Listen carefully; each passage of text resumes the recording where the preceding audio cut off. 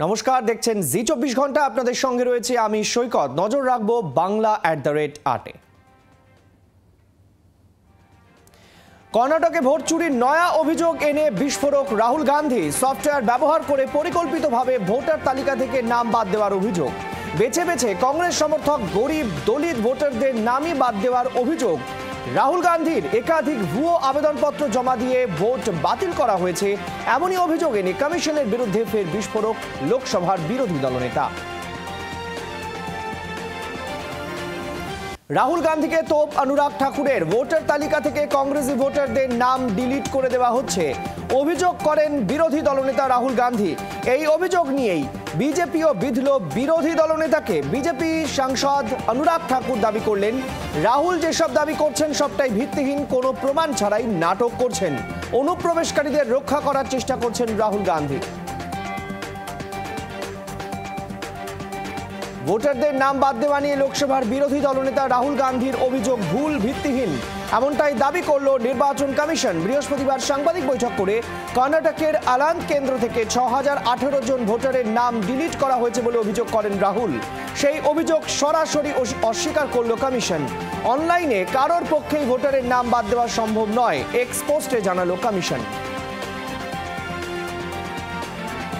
অপ্রতুল কর্মী সমস্যায় এসআইআর, বিএলও ঘাটতি পূরণে আশা এবং অঙ্গনওয়াড়ি কর্মীদের উপর নির্ভরতা বাড়াচ্ছে নির্বাচন কমিশন।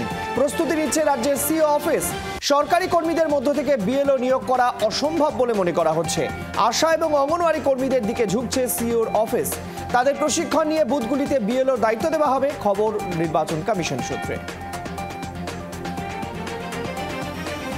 নেপালের অন্তর্বর্তীকালীন সরকারের প্রধানমন্ত্রী সুশীলা কার্কির সঙ্গে ফোনে কথা বললেন নরেন্দ্র মোদী। গত কয়েকদিনে ঘটে যাওয়া ঘটনায় শোক প্রকাশ করেছেন মোদী। নেপালে শান্তি প্রতিষ্ঠায় ভারতের সমর্থনের কথাও জানিয়েছেন।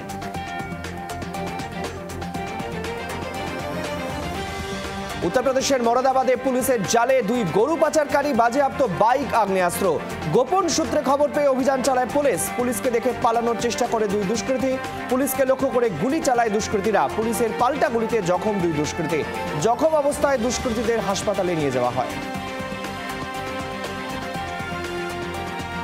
পুলিশ ভ্যানে ধাক্কায় মৃত্যু এক ব্যক্তির। দিল্লির মন্দির মার্গ এলাকার ঘটনা। নিয়ন্ত্রণ হারিয়ে ফুটপাথে বসে এক লোককে পিষে দেয়। রক্তাক্ত অবস্থায় উদ্ধার করে হাসপাতালে নিয়ে গেলে চিকিৎসক মৃত বলে জানান। ঘটনায় অভিযুক্ত কনস্টেবল গ্রেফতার। দিল্লিতে মর্মান্তিক ঘটনা। নর্দমা পরিষ্কার করতে গিয়ে মৃত্যু হলো এক সাফাই কর্মীর। গুরুতর অসুস্থ আরো 3 জন।